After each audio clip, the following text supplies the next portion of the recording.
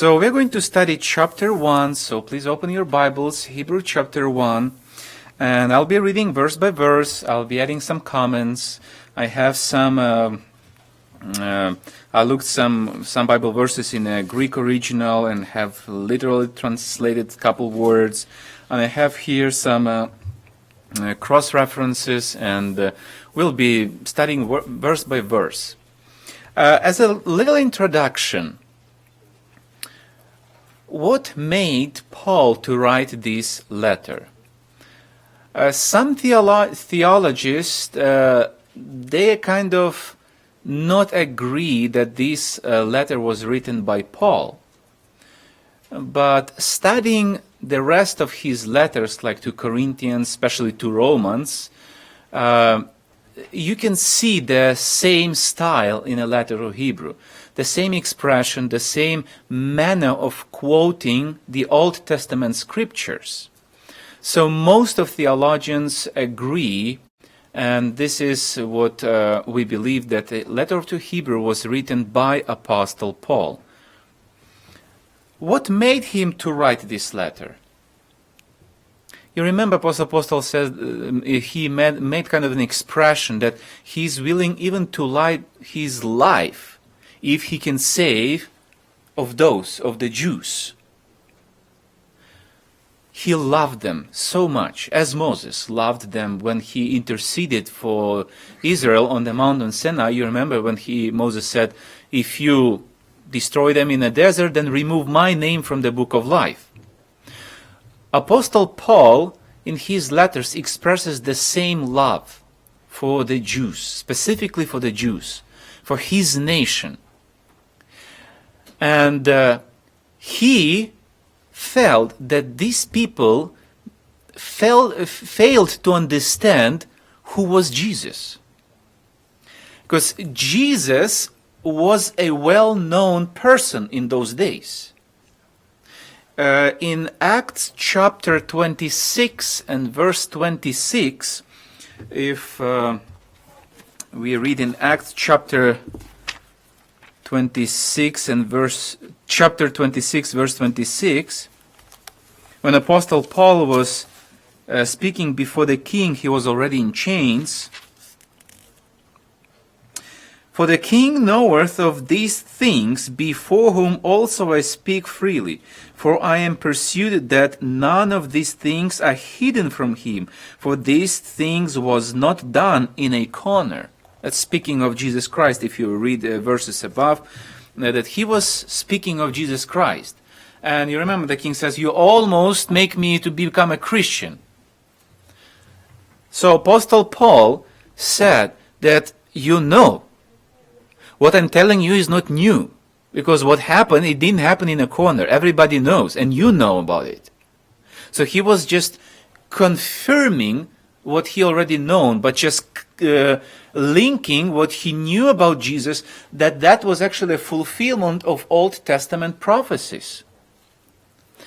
So the Jews, they knew that there was a person with the name Jesus, that person was crucified by Pilate. As you read in Acts of Apostles, they knew that. Many of them witnessed Jesus being alive after his resurrection. Because that was not done in a corner. So, they just failed to understand that Jesus was that Messiah promised to them, and that Jesus was a real Son of God, and he was God. That's what they failed to understand. And that's what Apostle Paul starts his letter. He points their mind, and the full chapter number 1 is full of quotes from the Old Testament, especially from Psalms. Because Psalms were very familiar to the Jews because they were singing them.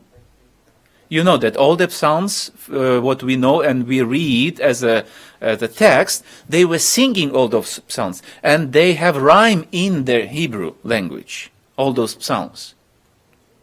So they were very familiar with the concept of Psalms. And he was quoting a lot of them, proving that this was speaking Actually, that was a prophecy referring to Jesus. Hebrews chapter 1 verse 1, God, who at sundry times and in diverse manners spake in time past unto the fathers by the prophets, has in these last days spoken unto us by his Son, whom he has appointed heir of all things, by whom also he made the worlds.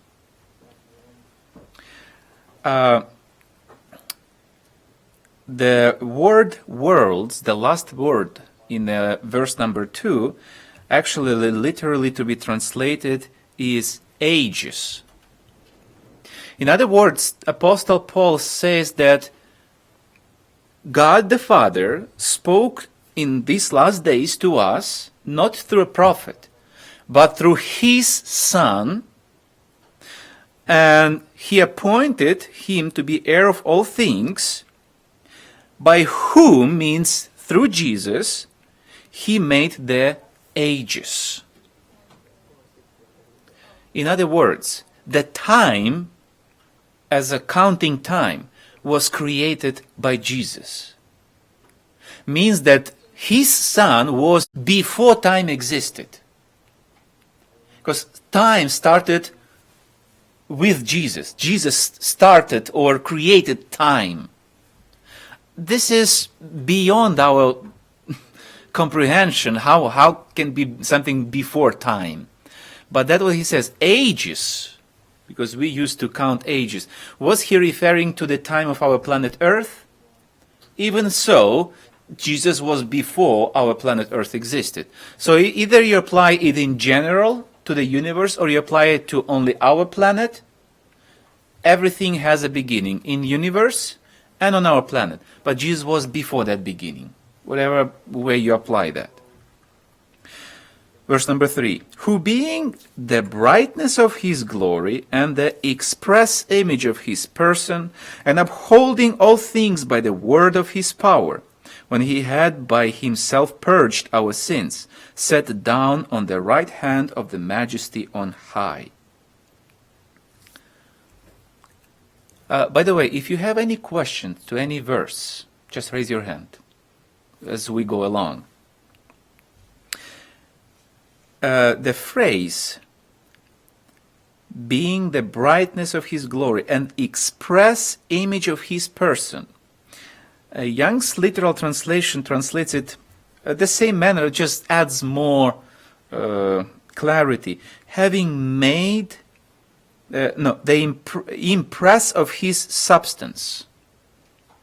The same words, just different expression, but it helps to understand that the express image of his person or the impress of his substance is something what we make a photocopy. It's exact copy. What Father is, Jesus is his image, is express, impress, is his copy, is the same like his Father.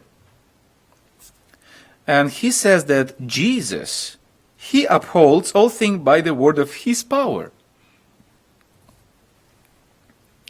So that the express image of his Father, meaning of his character and his looks. I believe that it's not only character, but majesty, power, glory, everything is included there. So you see, Apostle Paul tried to find the words which you never find anywhere in the Bible. Similar expressions we find in 1 Corinthians chapter 4, verse 4. 1 Corinthians 4:4. If Sister Lily, you can find 1 Corinthians 4:4, Brother Bobby, if you can find Colossians 1:15. For I know nothing by myself, yet am I not hereby justified, but he that judgeth me is the Lord. Are you reading 1 Corinthians 4:4? Yeah. Was I mistaken?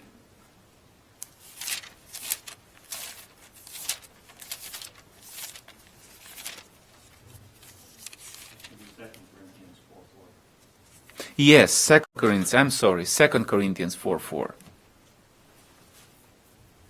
Can you read the Colossians chapter 1, verse 15, brother? Who is the image of the invisible God, the firstborn of every creature.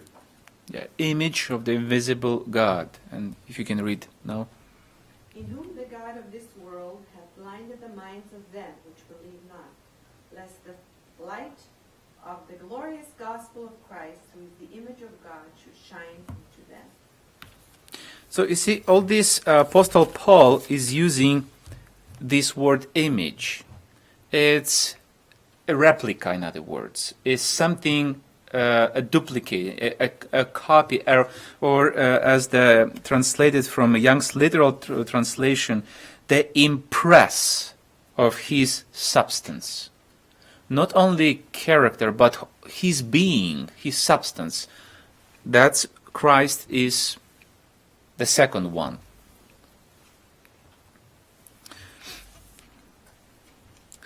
And set down on the right hand of the majesty on high, the last part of verse 3. You remember in Acts chapter 7, verses 55 and 56, it speaks about Stephen when he was stoned, Stephen. And when he was in vision in the last moment of his life, what did he see? He says, I see Jesus, the one they knew, that Jesus, whom you crucified. You remember his speech that he started from Moses and he went through the history and he pointed some prophecies and he said that actually fulfilled with the Jesus. And he says, now I see this Jesus next to his Father in heaven.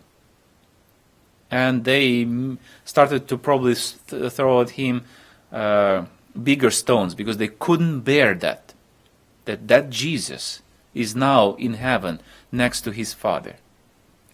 They just know that Jesus was dead, he was resurrected, and then he disappeared.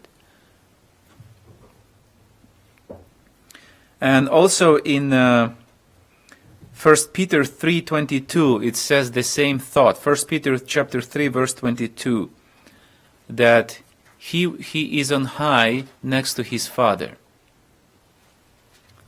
Even in Revelation chapter 5, you read that in the midst of the throne, as in chapter 4 and 5, the one vision, John the Revelator saw a lamb like slain, which actually represents or points to Jesus, was there in the midst of the throne of God. So Jesus is there. He's next to his Father. And for Jews who knew Jesus, many of them knew Jesus in person. They've seen him. They maybe heard his preaching. So the Apostle Paul is saying that now that Jesus is there now. Verse 4 and 5, being made so much better than the angels, as he has by inheritance obtained a more excellent name than they. What name? We don't know. Because you remember in Revelation says, and they will have on their crowns Jesus' new name. We don't know that name. That will be revealed in eternity. When we'll meet Jesus, we will know his new name. So probably we'll be calling him not Jesus, but by his new name. But that name, I believe, upholds more than just a name like I'm Gennadiy, you're Paul, and so on. It probably includes something more. It has a big value, that name, because it says, more excellent name than angels. For unto which of the angels said he at any time, Thou art my son, this day have I begotten thee. And again, I will be to him a father, and he shall be to me a son. I'd like to stop on this verse. This is very important to understand correctly. Many people use this Bible verse without comparing to other scriptures. It says, you see, Jesus had a beginning. He was begotten at some time. The Father says that, Thou art my son, this day have I begotten thee. So in other words, now you exist. So Jesus didn't exist, and now Father created or born him in somehow, and now Jesus was begotten. But if you compare how the apostles were explaining, this is actually a quotation from Psalm chapter 2, verse 6 and 7. Partial quotation, especially where he says, "I'm the father, and she shall be my son." And but in Acts chapter 13, open with me, please. Acts chapter 13, verse 32 and 33.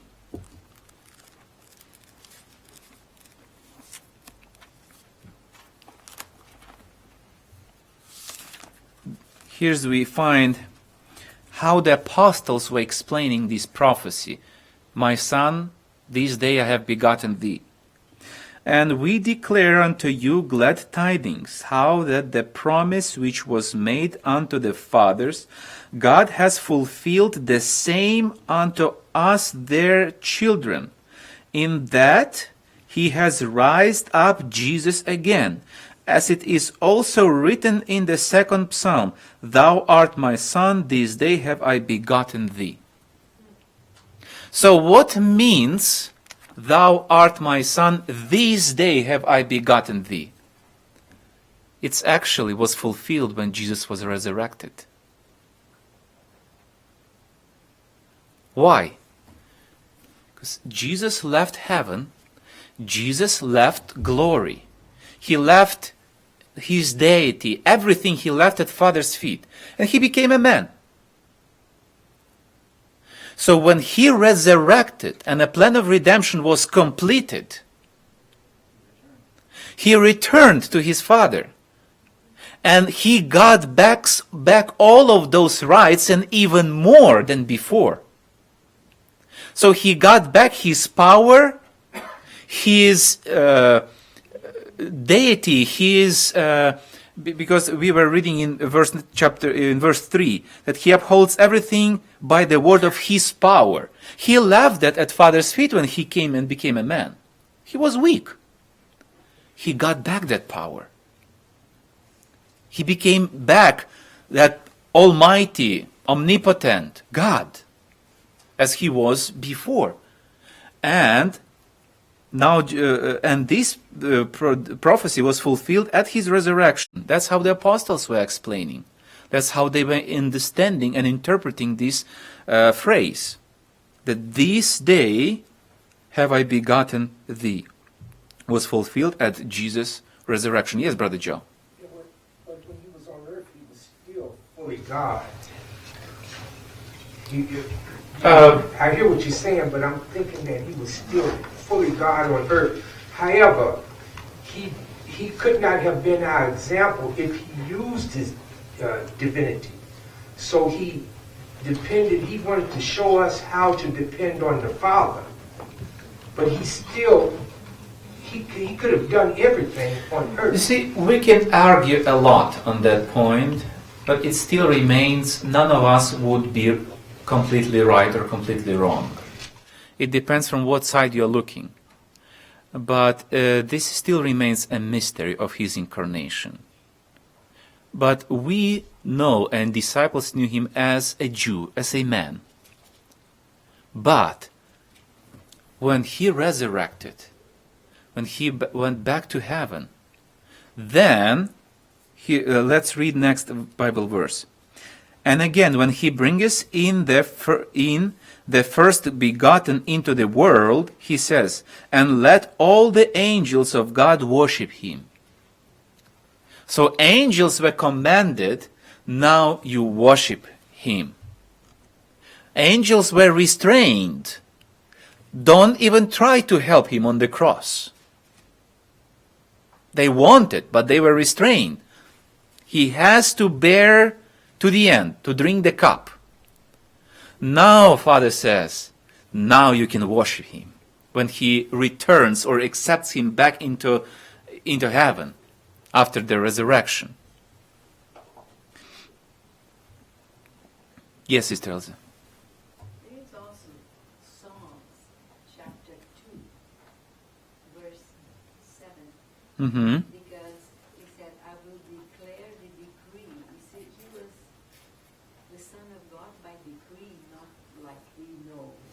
be there. He wanted to be pre-made in heaven, maybe in the plan of redemption when they were together. Yes, I do believe that Jesus became Son in our human understanding for us humans. He accepted and played a lower profile up to his death on the cross. He was placed below the angels in a weakened by sin human nature. Not corrupted, sorry, I misused the term.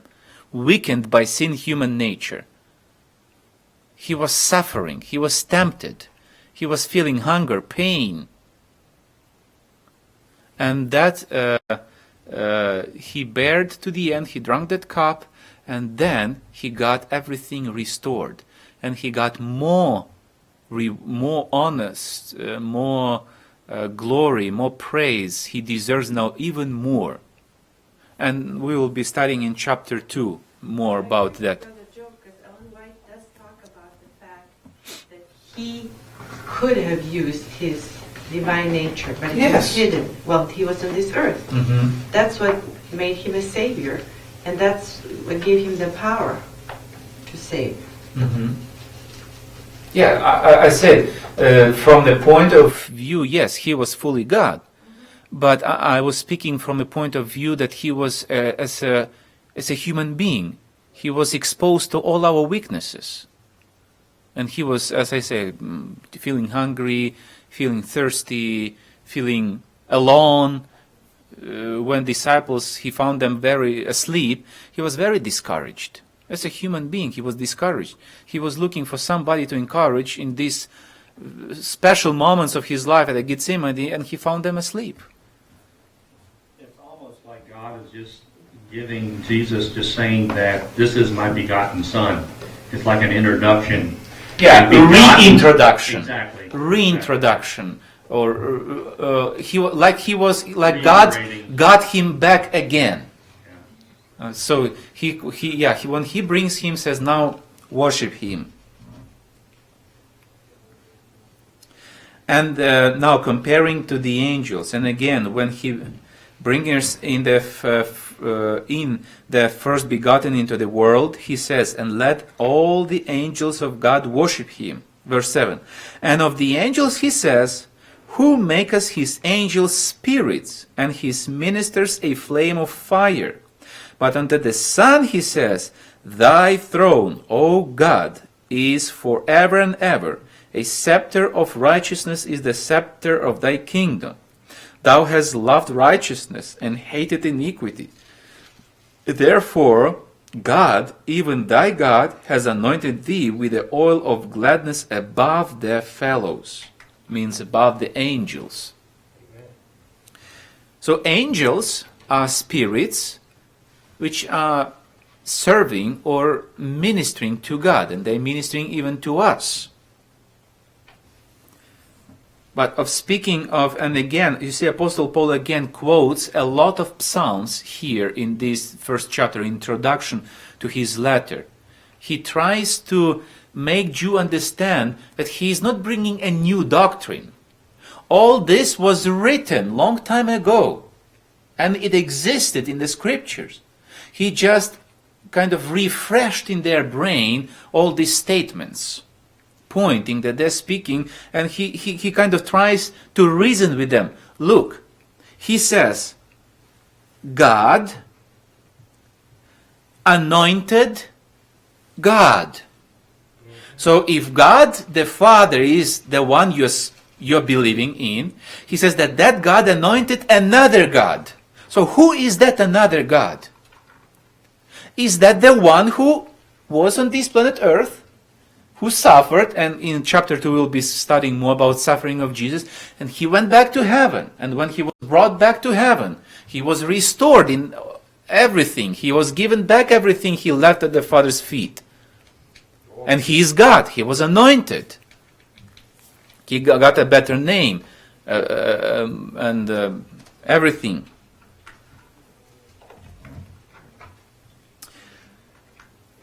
And thou, Lord, still speaking of Jesus, of this anointed God. And thou, Lord, in the beginning hast laid the foundation of the earth, and the heavens are the works of thine hands. They shall perish, but thou remainest, and they all shall wax old as doth a garment. And as a vesture shalt thou fold them up, and they shall be changed. But thou art the same, and thy years shall not fail.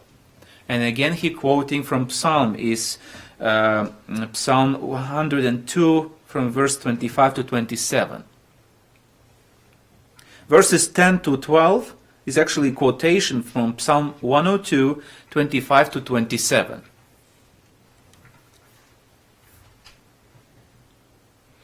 But to which of the angels said he at any time, Sit on my right hand, until I make thine enemies thy footstool?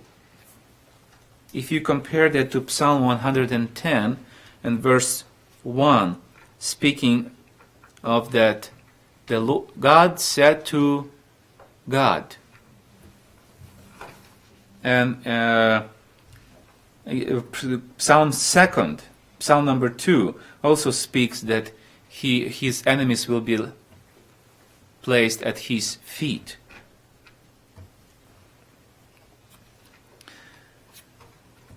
Verse 14, are they not all, speaking of angels, are they not all ministering spirits sent forth to minister for them who shall be heirs of salvation?